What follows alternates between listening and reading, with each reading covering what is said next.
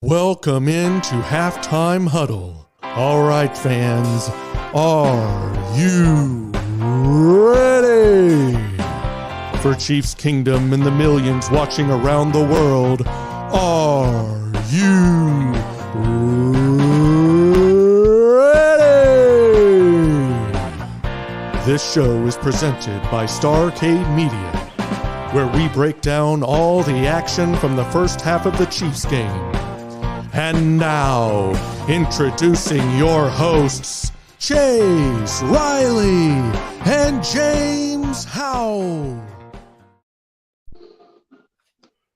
What is going on, everybody? It's your boy, Chase, a.k.a. CR Media. I am joined here with my good friend, Jaymes Howell. Jaymes, how are you this evening, sir? Man, I'm not very happy with the score right now, but I can't really complain. Life is good. You know, it's just football. So can't really complain too much. Yeah, it seems that this team is starting off a little slow. Again. Yep. It seems to be a pattern. I will tell you that I'm not really I'm a little concerned about this secondary. And you and I kind of talked about it privately. Juan Thornhill, man, first off, great thing, Juan Thornhill's doing with his cleats, with the players from Virginia who were in that horrific incident last weekend. But his play on the field, man, it has been lacking lately. And I said at the beginning of the season that I wouldn't be surprised if the second or third round pick Brandon Cook, or not Brandon Cook, Brian Cook, sorry, the safety Brian Cook that we took replaced Juan Thornhill. And I don't know, man. I don't like seeing I don't like seeing one-on-one coverage and then locking away with it. Your job is at the safety is to make sure that doesn't happen. You're not a cornerback. You're a safety. That's your role, is to protect the end zone and protect those big plays. And when a guy goes up and gets it, over your head like that, that you can't keep letting that happen. Yeah. So, a little bit concerned about that, especially going forward, man. We're at the end of November here. We're headed into December. This is really important football. This is a really important game for the Chiefs. The Chiefs are 9-3 in away games in the past 2 years. They're 13-0 in the division or something like that. It's or 13-1 in the division.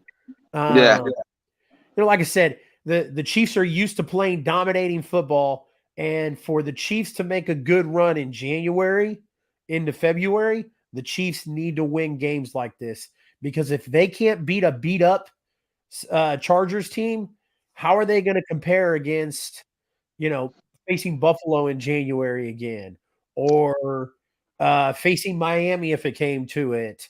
Absolutely. You've got those guys playing on the Chargers that are beating Juan Thornhill over the top. What's it going to be like when we have to face Tyreek Hill, and Tyreek Hill's out there over the top? Do you trust Eric Reed or Juan Thornhill to go up and defend that ball after watching them do things like this? I don't, man. And it's a little scary. So, not to be a Debbie Downer, it's still the second quarter. The Chiefs are only down 10 points right now. The Chiefs are a comeback team. They're a second half team. You know how they love to do that. It's almost like they do it on purpose, where they're like, hey, let's let you guys score a little bit. And Donnie's right. I apologize. Not 10 points. They're down 7 points. God, I gotta get my stuff right tonight, man. Yeah, no worries. Hey, and that's the negative side of thing is Juan Thornhill. He did have that blown coverage. It was pretty nasty, and the secondary as a whole hasn't really looked that great. But to throw a little sunshine into the conversation, L'Jarius Sneed has been outstanding. Absolutely. We've seen a couple deflected passes, a big one right there at the end of the half in the end zone. I can recall at least one more. We've seen him in the backfield. We've seen tackles for losses. We've seen him disrupt the quarterback. I just, I think L'Jarius Sneed is having a phenomenal game so far. Yes. And that was going to be one of my positives. Whereas, I'm concerned about the safeties, the defensive backs, with the exception of Justin Watson or Jalen Watson. Sorry, with the exception of Watson, Trent McDuffie, L'Jarius Sneed have been playing really good.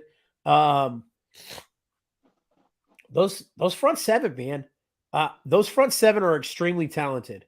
You've got Frank Clark, and please don't eat me alive, Chiefs Kingdom, when I say this. The front seven is talented. Whether or not they have shown that talent on the field is a completely different story. Frank Clark is a talented pass rusher when he wants to be. When he's motivated and he's ready to go, he goes out there and performs. Has he lived up to that hype? That's arguable. We're not going to get into that because we're not talking about overall. We're talking about this game. Chris Jones, Carlos Dunlap, Nick Bolton, George Karlaftis, Leo Chanel, all of those people in that front seven. And the fact that Justin Herbert is not on his rear end every other play or every two plays is unexcusable. So this team has to start putting more pressure on him. I want the Chiefs to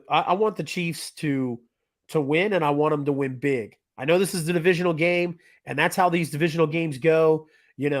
Unfortunately, like with how division games are, oh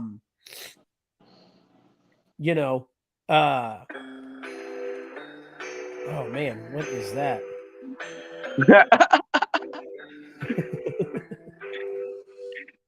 Yeah, unfortunately, divisional games they usually don't end up in blowouts. We usually they're usually down to the wire, one or two scores, 7, 3 points, something like that. I think I said 34-17 was my prediction. It might have been a little bit of homerism showing through. I just wanted to rewind real quick where you said you were concerned about the secondary. I'm extremely concerned about our wide receiver group. Word has it, we just got word right before the half ended that Kadarius Toney is now questionable with a hamstring issue. Add that to, with McCole Hardman being out and on injured reserve and Juju Smith-Schuster being out with concussion, and we're starting to run pretty thin at wide receiver. So moving forward in this game, I'm actually really concerned with the lack of chemistry that Mahomes might have with some of these receivers. Adam Cole says, was there a missed call on running into Townsend? I think there was. Me and a good buddy of mine, it looked like it was enough to call roughing the kicker, and we couldn't even get running into the kicker. So I think there was, to answer your question there, I think there was a missed call there for roughing the kicker on Tommy Townsend.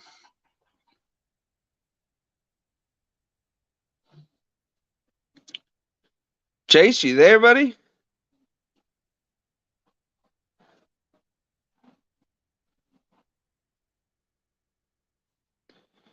Anyways, well, we will go ahead, and I don't know what's going on, maybe some technical difficulties.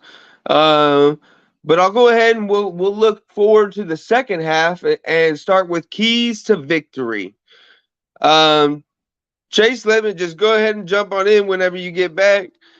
My key, 4th and 3rd, would have been a first down. I absolutely agree with you, Adam Cole.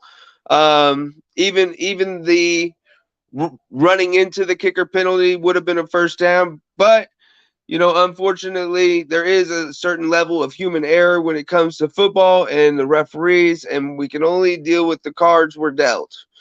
Noah Groniger says, I want the Kansas City Chiefs to win the football game. Me too, buddy. I don't want them to. I need them to. I absolutely need them to win this football game and just take a hold of the AFC West by the cojones. Patricia Holiday Collins, appreciate you tuning in tonight. Says no pass rush. We were actually just talking about that. There hasn't been much pass rush, with the exception of the Mike Dana sack. We haven't really seen much, and that's definitely something that we're going to need to improve on in the second half if we hope to get back into this game. And that's what I was just talking about, is our keys to the second half. And pass rush is one of them. And it starts with our pass coverage. It starts at the front of the line. And if we can get to the quarterback, that will help out tremendously at the back end. Our safeties and our cornerbacks, it'll help them out and be able to contain some of it. Look, this Chargers team is beat up too. So they've got guys like Joshua Palmer and Carter out there, and we should be able to contain these guys. So I look for these cornerbacks to take that challenge and run with it. Dravenverse says, leave no question whose AFC this is. That is what we need to do today. Yeah, absolutely. Tonight, we need to go out here and make a statement and show them that the AFC, show the rest of the NFL that the AFC belongs to Kansas City. No doubt in our mind. Offensively, I think that we need to be able to build a little bit of that chemistry with some of these other receivers. I've noticed a lot of 3 tight end sets. We've gotten Jody Fortson involved. Of course, Travis Kelce's involved. We're getting these tight ends involved. And that needs to continue to happen. Also, I think that we need to continue to run the ball. Let's not turn this into a game like we had against the Titans, where Mahomes throws the ball 68 times. An unbalanced offense is an unbalanced offense, and it's one-dimensional, and it's easy to stop. And if it doesn't matter if it's one-dimensional towards the pass or one-dimensional towards the run, it's easy to stop. Let's not be one-dimensional. Run the ball. Spread the ball around. Let's get some of these Justin Watsons, these Noah Grays, and Jody Fortson's involved. And man, let's turn it around. So it looks like the game's coming back on. Hey, I apologize for all the technical difficulties. Make sure that you go follow Star K Media if you haven't already. And for Star K Media, my name is Jaymes Howell. I'm out. Have a good second half, guys.